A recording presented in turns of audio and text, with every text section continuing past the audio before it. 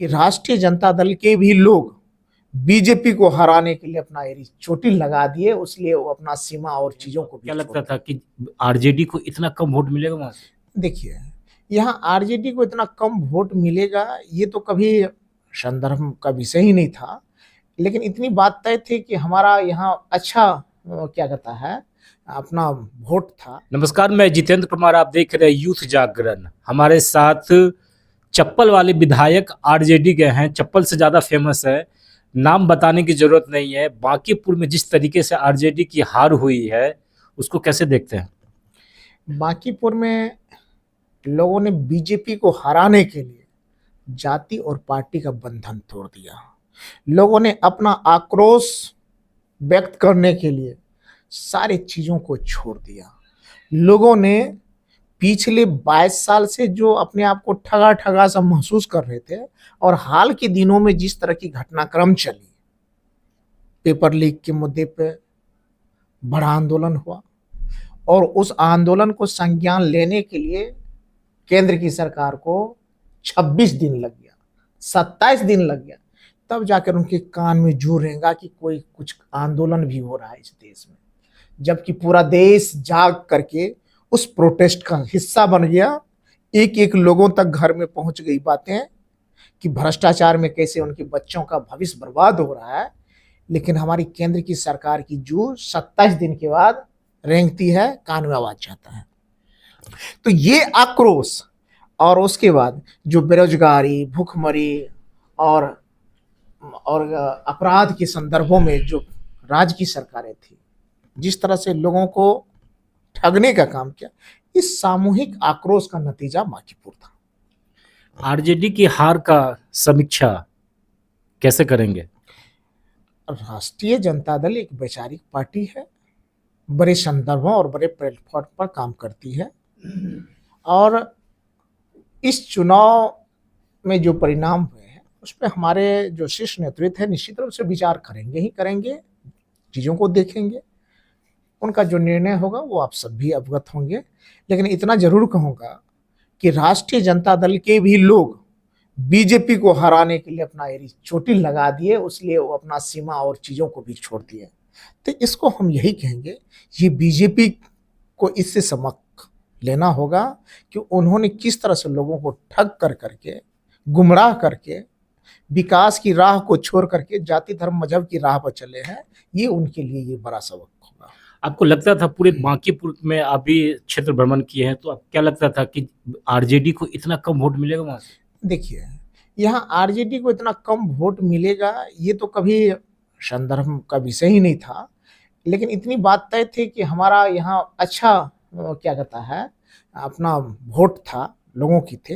लेकिन बस तत्कालिक आक्रोश को भुनाने के लिए राष्ट्रीय जनता दल के लिए जो मतदाता बूथ पर भी गए, उनको भी लगा कि नहीं, राष्ट्रीय जनता दल से थोड़ी देर के लिए हम अलग हट करके बीजेपी को हराना है, तो उन्होंने थोड़ी देर के लिए अलग हट करके बीजेपी को हराया, क्योंकि गुस्सा बीजेपी के संदर्भ में था। इसलिए हम यही कहेंगे, इस चुनाव को राज्य स्तर पर, इस चुनाव से पूरे राज्य की स्थिति से मत जोड़िए, इसको बांकीपुर के संदर्भ में देखिए कि जो और किसका ये प्रतीकात्मक बीजेपी का सीट इसलिए माना गया प्रतीकात्मक इस संदर्भ में क्योंकि बीजेपी के राष्ट्रीय अध्यक्ष का यह सीट था। तो लोगों को लगा चलो राष्ट्रीय अध्यक्ष की सीट को ही हरा देते हैं, इसलिए कोई कोताही उन्होंने छोड़ा नहीं, पूरी तरह से मुस्तैद होकर के उनको हराया। ये आप सब प्रशांत किशोर को हल्के में ले लिए थे कि 2025 में इसकी जमानत नहीं बचा पाएगी एक भी सीट पे, यहाँ इसको हल्के में ले लिया? नहीं नहीं नहीं, ये हल्के में लेने का कोई प्रश्न ही बात नहीं होता है। लेकिन चूंकि आप जैसे सोचते हैं जनता भी वैसे सोचेगी, ये आप नहीं कह सकते हैं, क्योंकि जनता हमारे लिए, आप जो राजनीति करते हैं उसके लिए भगवान सदृश है। हम तो यही कहेंगे उनके निर्णय को ही हम लोगों को स्वीकार करना होता है और जो कमियां लगती है उस पर सुधार करना होता है। इसलिए उन लोगों का जो निर्णय हुआ, उन निर्णय को सलाम और प्रणाम करते हैं, उनका जो निर्णय है उसको स्वीकार करना होगा। बीजेपी जिस तरीके से बोल रही थी कि अगर हम इस सीट पे किसी को भी अगर टिकट दे दे तो वहां से चुनाव निकालेगा बीजेपी, तो बीजेपी ने हमेशा बरबोलेपन का शिकार रहा है और उन्होंने कहा कि जो चीज़ें आ रही है सोशल मीडिया से और सब लोगों ने देखा कि कुत्ता बिल्लो के वो चुनाव लड़ाएँगे तो वो भी जीत के आएगा। तो लोगों ने कहा रिजेक्ट किया, सिर्फ़ इस संदर्भों को ही नहीं, पूरे चीज़ों को 20 साल से जो उनका भ्रष्टाचार चल रहा है, जनाक्रोश है, उन चीज़ों को के संदर्भ में मतदान किया है। इसलिए हम सिर्फ़ एक चीज़ों से जोड़ कर के इसको नहीं कहेंगे, लेकिन उसके हार में सारी चीज़ों का ये कारण रहा, समन्वय रहा। क्या लग रहा है आपको, महिलाओं को 1,90,000 मिलेगा? ये तो बीजेपी वाले से पूछिए, उनके मुख्यमंत्री जी से पूछिए और जदयू वाले से पूछिए कि आपने 10,000 तो दिया, 1,90,000 का वादा करके आपने नहीं दिया तो आपको परिणाम दिखा दिया। यहाँ भी एक फैक्टर के रूप में वो भी है कि आपने वादा खिलाफी किया, सारे संदर्भों में 1,90,000 नहीं दिया।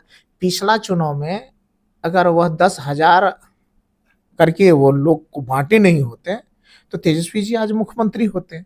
लेकिन 1,90,000 का जो शेष राशि था वो अभी नहीं दिया, तो बीजेपी को देख लिए करारा हार मिला है। तो इन लोगों की स्थिति तो वहाँ है। और मैंने कई बार मीडिया के भाइयों के से ये मुखातिब होकर के कहा है कि 5 चीज़ों को अगर बीजेपी छोड़ दे तो उसका जमानत जब्त हो जाएगा। मैंने कहा था ईवीएम सीटिंग, सरकारी धन का बंदरबाट, पदाधिकारियों का मन मुताबिक पोस्टिंग, वो क्या कहते हैं चुनाव में ड्यूटी लगाना, आरओ के जाति धर्म और समीकरण के अनुसार फिट करना, मोदी जी और अमित शाह जी का अंतिम समय में फोन, और पुलिस फोर्स का वहां पर डंडे का इस्तेमाल करना जहां पे राष्ट्रीय जनता दल और विपक्ष की पार्टियां हैं। अगर इन चीजों को छोड़ दे तो वो हर जगह उनका जमावता जब्त हो जाएगा। आप देखिए, जो पार्टी 6 महीना पहले 50,000 से जीतती है वो 20,000 से हार रही है। तो इसलिए इसको आप बड़े संदर्भों में देखिए, बीजेपी को हराने में बांकीपुर की जनता ने कोई कसर नहीं छोड़ी, अगर ना कोई जाति धर्म मजहब का कोई सीमा को देखा। बीजेपी का राष्ट्रीय अध्यक्ष का सीट था, वो भी अपना बूथ नहीं बचा पाए। तो वही तो मैं कह रहा हूं कि बीजेपी को हराने के लिए लोगों ने पार्टी जाति और हर चीज से ऊपर उठ करके मतदान किया। ये आक्रोश का मतदान था, ये ठगे जाने का मतदान था, जो बार बार माया शब्दों की माया जाल में भुना करके सुशासन के नाम पर, बहन बेटियों के नाम पर जो सिर्फ भावनात्मक शोषण करके, मंदिर मस्जिद के नाम पर भावनात्मक शोषण किया है, तो लोग इस आक्रोश का बदला उन्होंने लिया। बिहार और देश में जिस तरीके से पेपर लीक कंटिन्यू होते जा रहा है, पेपर लीक रोकने का क्या रास्ता है? पेपर लीक करके सबसे पहले दोषी जो कर्मी है, पदाधिकारी है, सबसे पहले उसको टटोलिए। जब तक गलत व्यक्ति को, भ्रष्ट व्यक्ति को, दोषी व्यक्ति को चिन्हित करके कठोर सजा नहीं दी जाएगी तब तक इसका कोई उपाय ही नहीं है।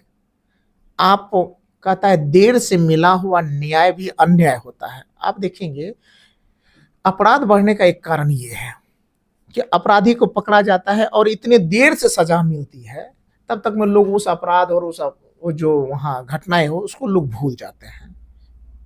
जब तत्क्षण और तुरंत त्वरित न्याय मिलने लगेगा तो हमको लगता है इस पे लोगों को एक सबक मिलती है कि इन्होंने गलत किया था और इस संदर्भ में इसको सजा मिली। लेकिन हम लोग क्या करते हैं, इस प्रक्रिया में, इतनी लंबी चौड़ी प्रक्रिया में फंसा देते हैं कि 5 साल 10 साल में लोग भूल जाते हैं।